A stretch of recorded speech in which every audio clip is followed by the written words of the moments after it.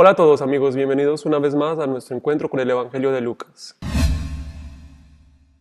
Si recordamos que Lucas construye esos dos primeros capítulos en especie de díptico o de paralelo, después del relato del anuncio del ángel Gabriel a Zacarías, nos encontramos con el anuncio del ángel Gabriel a María.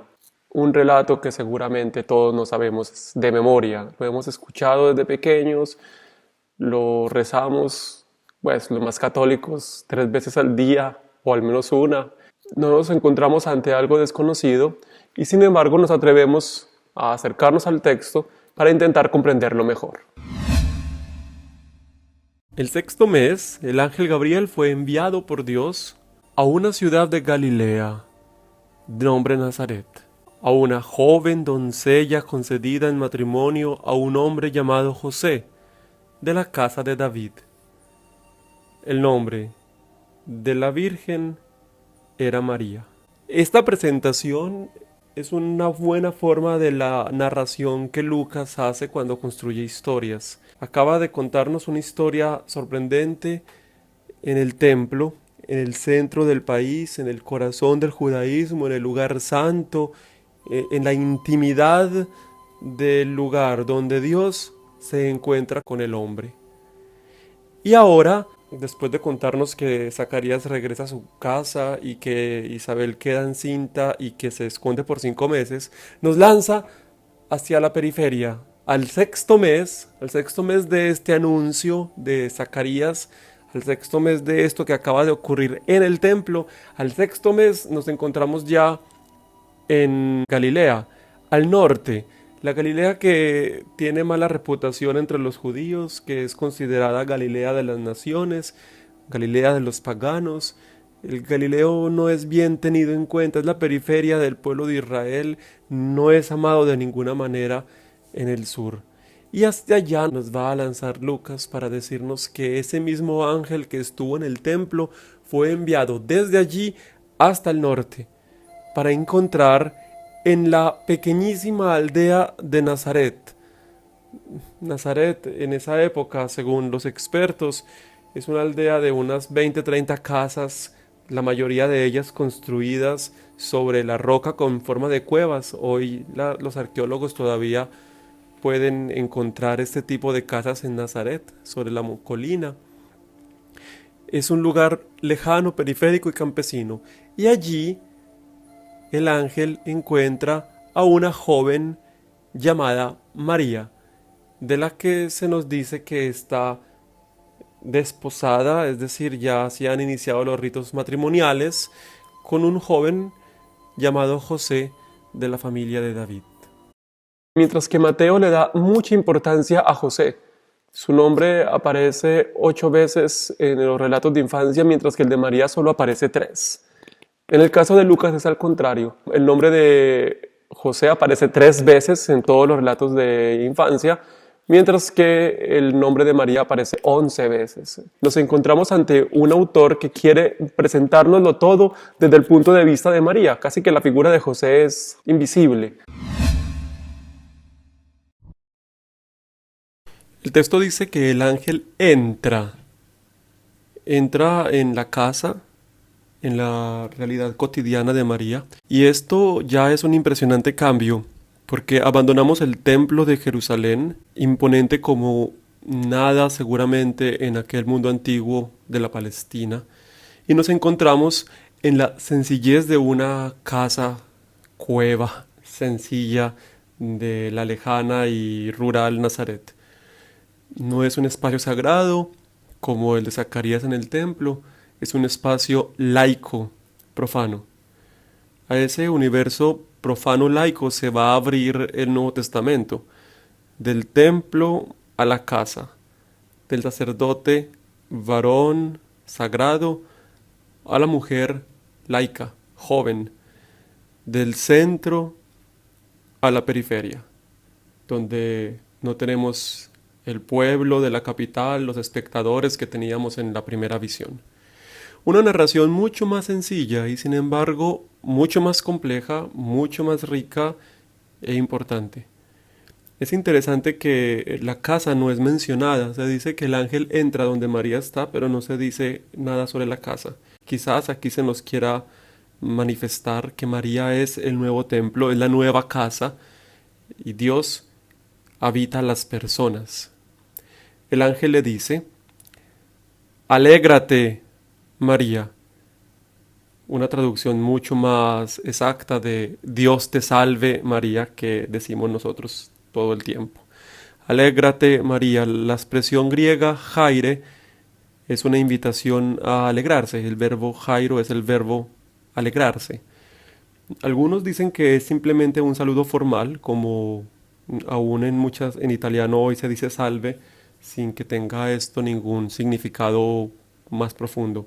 Sin embargo, hay que recordar que Jaire, la invitación a alegrarse, era ya una palabra pronunciada por los profetas. Isaías en el capítulo 66 hace una invitación a la alegría de los tiempos del Mesías.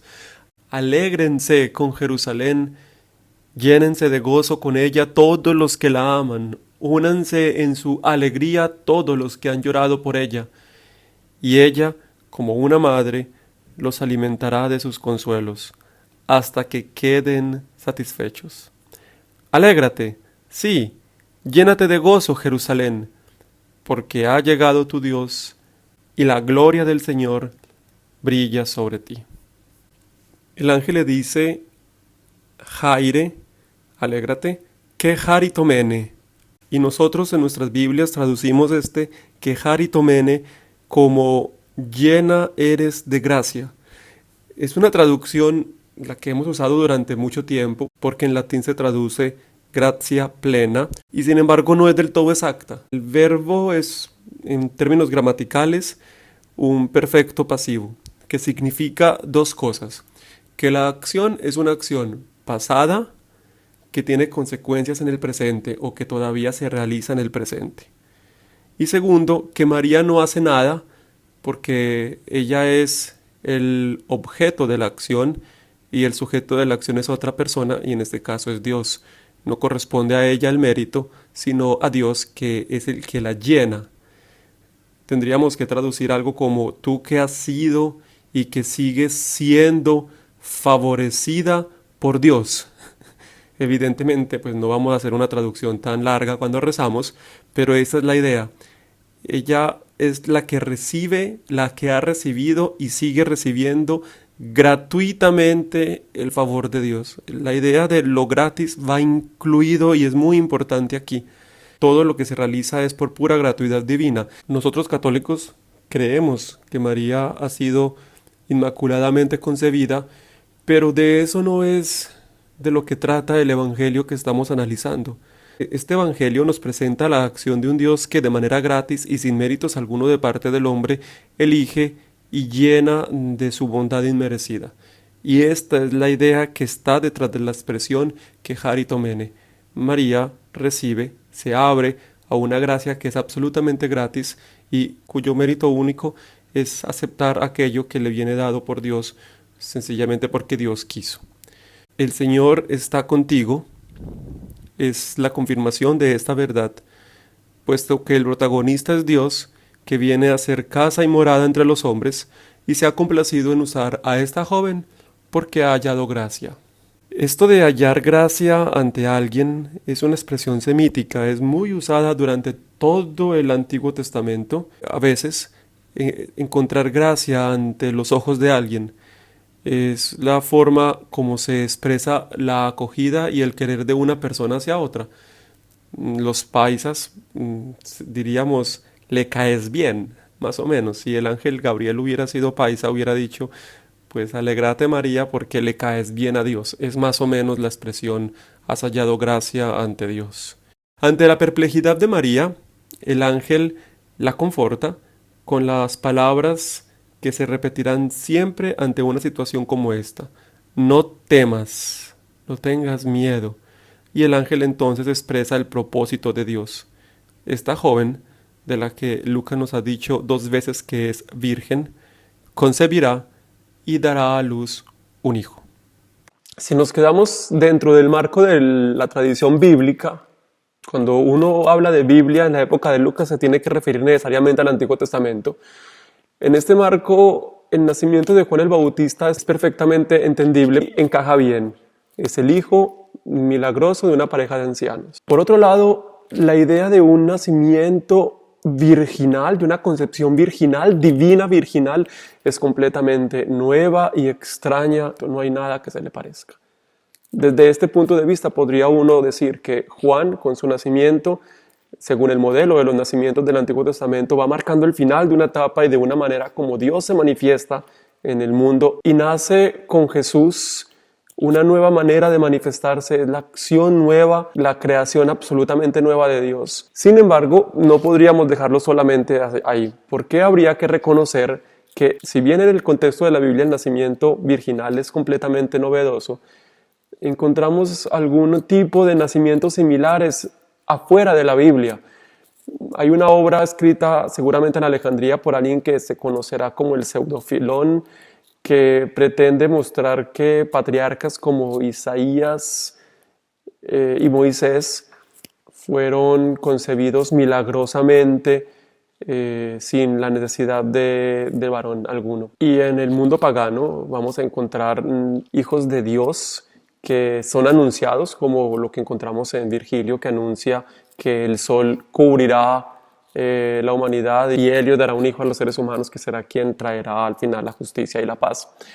O la idea de ser hijo de Dios, que es tan propia de los egipcios y que fue transmitida a los romanos, y por tanto se cree que el emperador es hijo de Dios. Incluso las leyendas sobre el nacimiento de César Augusto tendrá que ver con el dios Apolo que fecunda a la madre en forma de serpiente. Sin embargo, no se puede afirmar que el relato de Lucas esté imitando los relatos paganos sobre el nacimiento milagroso, sobre la concepción divina de los grandes héroes, sino que al contrario, Lucas está mostrando en un contexto en el que se cree que César Augusto es el hijo de Dios, el Augusto, el hijo engendrado por Apolo, está mostrando que Jesús es distinto. ¿Por qué? Si tenemos en cuenta la tradición bíblica, por milagrosos que sean los nacimientos, todos han tenido que pasar por el encuentro sexual de los ancianos.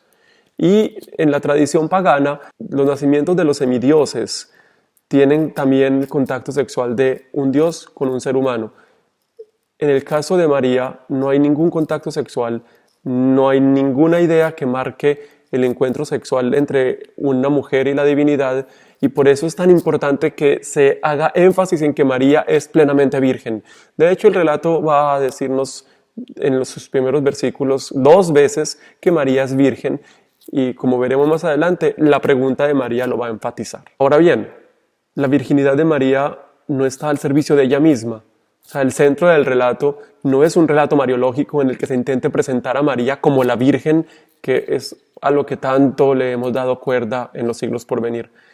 La virginidad de María es en función del Hijo, porque saber que no hubo necesidad de ningún encuentro sexual para su concepción absolutamente divina y absolutamente milagrosa, habla de Jesús. Evidentemente esto no le baja el valor que le tenemos a la Madre de Dios, pero en el análisis del texto Lucas está centrando toda su atención en presentar a Jesús como Hijo del Altísimo. De hecho, este es el objetivo de este relato, presentar a Jesús. De la misma manera como el primer relato de la anunciación del ángel a Zacarías presentaba a Juan y su misión, este nos presenta a Jesús. Es la primera vez que Lucas hablará del personaje principal. Cada libro debe buscar una forma particular para presentar a su protagonista. Esta es la forma como Lucas presenta al protagonista. Si recordamos la forma como está escrito el relato de Zacarías, podríamos encontrar un buen paralelo con este relato. En este cuadro encontramos las formas como Lucas va construyendo casi de la misma manera las presentaciones. Pero el ángel le dijo, no temas, Zacarías, no temas, María, tu petición ha sido escuchada, Zacarías, Dios te ha concedido su favor, Isabel te dará un hijo, darás a luz un hijo, al que pondrás por nombre Juan, al que pondrás por nombre Jesús. Lucas nos presenta 2 oráculos del ángel que describen quién es Jesús y cuál será su misión.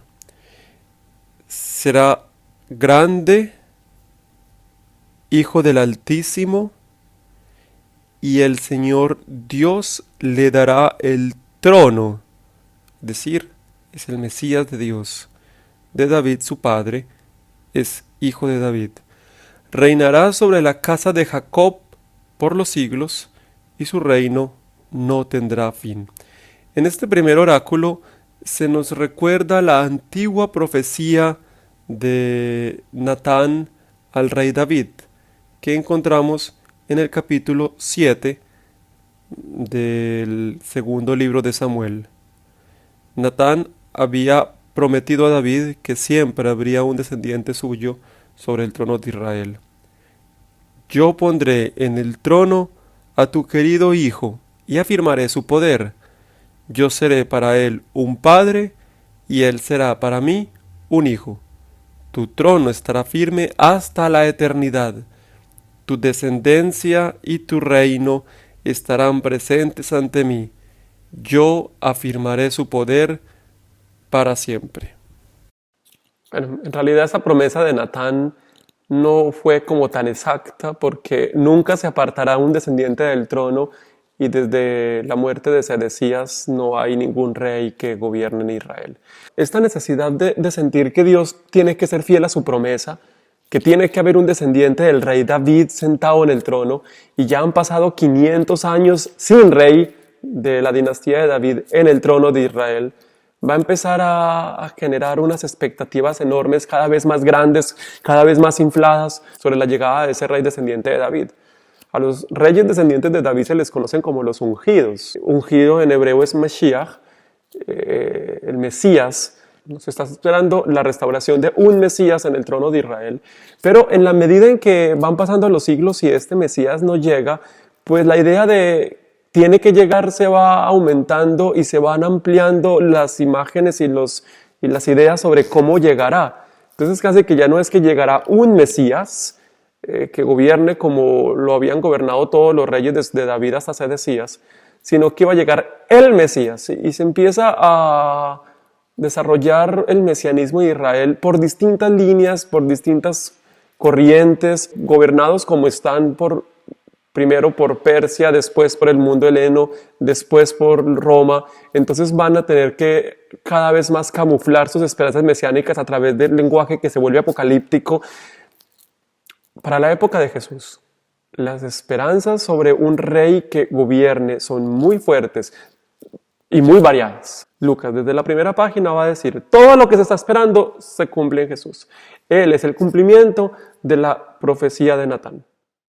La presencia y las palabras del ángel, que ya por sí habían turbado a María, ahora con este anuncio de ella concebirá un hijo que será el Mesías prometido, el Cristo que estaban esperando, pues la deja aún más turbada y hace que haga una pregunta. La pregunta que no solamente reafirma su virginidad, sino que manifiesta la incertidumbre frente al cómo se realizarán las cosas. Esto ha sido siempre propio de este género de relatos. Bueno, Zacarías se quedó mudo. ¿Y por qué no le pasó lo mismo a María si preguntó lo mismo? Esta pregunta ha generado mucha literatura hasta el punto de decir que María es la fe que se cuestiona y que Zacarías es la duda que se avergüenza. En últimas, Lucas está haciendo una composición a partir de reminiscencias del Antiguo Testamento. Y como vimos en el último video, cuando Zacarías se queda mudo es el recuerdo de Daniel, que ante la visión de Gabriel se quedó mudo. Evidentemente va a sentar un precedente que invita al lector a creer plenamente en las promesas y en el cumplimiento de las mismas promesas. En el caso de María nos encontramos ante algo completamente nuevo. Jamás un ángel había anunciado un nacimiento virginal, y la gran pregunta del lector es: ¿y eso cómo funciona? ¿Eso cómo es? Entonces María formula la pregunta que tiene que haber en la mente de cualquier lector: ¿y cómo es esto que va a tener un hijo siendo virgen? María pregunta y el ángel responde. La respuesta del ángel recurre al Espíritu Santo. Es la forma como se actúa el milagro en María. El Espíritu Santo vendrá sobre ti. Lucas es conocido como el gran evangelio del Espíritu Santo, la obra lucana, y ya lo hemos encontrado cuando se anuncia el nacimiento de Juan, se dice que estará lleno del Espíritu Santo desde el vientre materno. En nuestro caso no se dice que el niño será lleno del Espíritu Santo, sino que será el mismo Espíritu Santo quien lo concibe en el seno de María. El Espíritu Santo vendrá sobre ti, el poder del Altísimo te cubrirás con su sombra. Es la misma expresión repetida en una forma poética que es muy propia del semitismo y en la que se dice que este Espíritu Santo es la Shekinah, la presencia de Dios que ahora viene a residir en María. María se convierte en el tabernáculo que trae la presencia de Dios. Esto para una persona que conoce el Antiguo Testamento, para un lector del Antiguo Testamento es muy claro. El tabernáculo de Dios que portaba la presencia, la sombra, la nube de Dios, era la garantía de la presencia del Dios de Israel en medio del pueblo. Y ahora esta garantía se da en María y en el Hijo que nacerá. El niño que será creado como nueva creación por el Espíritu Santo en el seno de María será llamado Santo, Hijo de Dios. La idea que para nosotros es tan clara y que no tiene ninguna duda, que Jesús vivía en el seno del Padre y que ese verbo se encarnó en el seno de María Virgen. Lo proclamamos en el credo. Nacido del Padre antes de todos los siglos, se encarnó de María Virgen. No es conocida por Lucas. Esto es un desarrollo posterior y lo encontramos en el Evangelio de Juan, que está escrito después.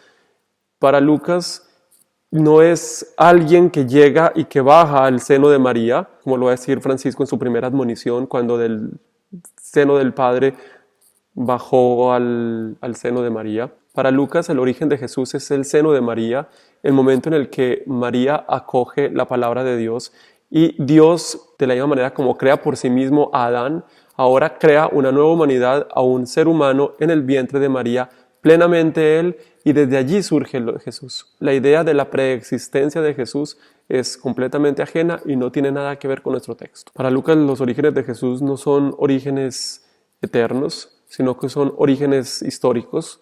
Jesús es la nueva creación creada por la fuerza del Espíritu Santo en el seno de María Virgen.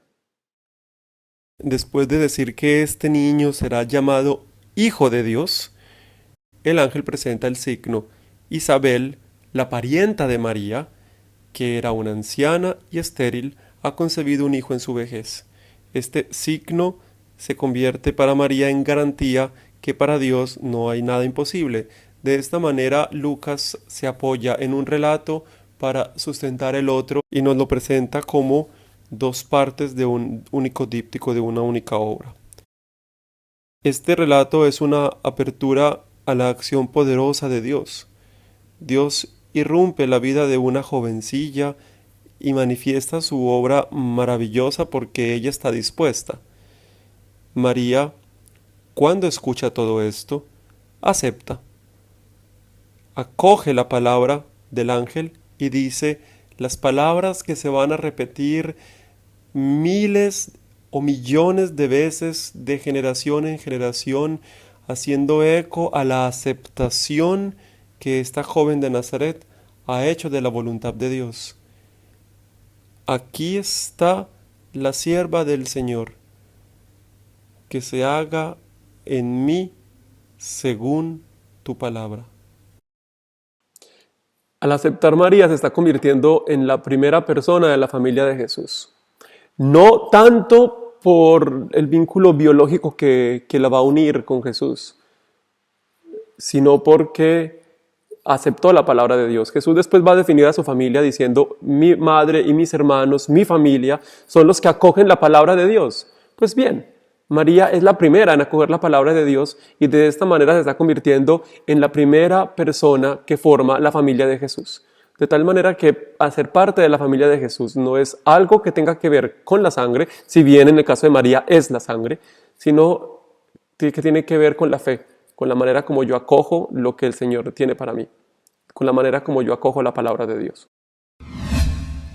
Cuando Lucas inicia su relato, tiene una pregunta por delante. Bueno, ¿y ahora cómo hago para que quienes lean esto lo acojan no como una historia cualquiera o como la historia de alguna divinidad extraña, sino que se den cuenta que verdaderamente es algo que vale la pena y a lo que se le tiene que apostar. Entonces Lucas va hasta los mismos orígenes que acabamos de ver, hasta el origen mismo de la intervención de Dios creando a Jesús en el seno de María, con este relato del anuncio del ángel, que es una forma magistral como Lucas toma la experiencia de María, la experiencia de su acogida a la palabra de Dios, la recubre de una serie grande de elementos del Antiguo Testamento que acabamos de ver y nos lo presenta como invitación, no solamente para decirnos qué le ocurrió a María, sino para decirnos, bueno, ella acogió la palabra de Dios como primera cristiana, digámoslo así, como primera de la familia de Jesús, y ahora la invitación es para que cada uno de los que cojan este libro que yo estoy escribiendo y lean la historia que les voy a contar, acojan la historia y a la persona de la historia con la misma alegría, la primera palabra, alegría, que invitó el ángel a tener a María. Alégrate. Y sin el miedo que puede generar el involucrar la vida con un personaje nuevo, que es Jesús. En nuestro caso, nos hemos involucrado con Jesús toda la vida, pero la pregunta es, ¿realmente hemos acogido a Jesús con la alegría y sin el miedo que este relato del Evangelio de Lucas pretende expresarnos? La Iglesia ha visto a María como modelo durante toda su historia. No solamente es modelo de la Iglesia como unidad, sino que también es modelo de cada uno de los cristianos. Tener ante la propuesta de Jesús, tener ante la persona de Jesús, ante la visita de Jesús, la misma actitud que tuvo María. Bueno, hermanos, hemos llegado al final de este repaso del relato de la Anunciación a María. Ahora vamos a ver cómo Lucas presenta a los personajes de las dos historias, a Isabel, seguramente a Zacarías, aunque no he mencionado en la historia, y a María en una sola escena para poder unir las dos tablas del díptico en el relato de la visitación.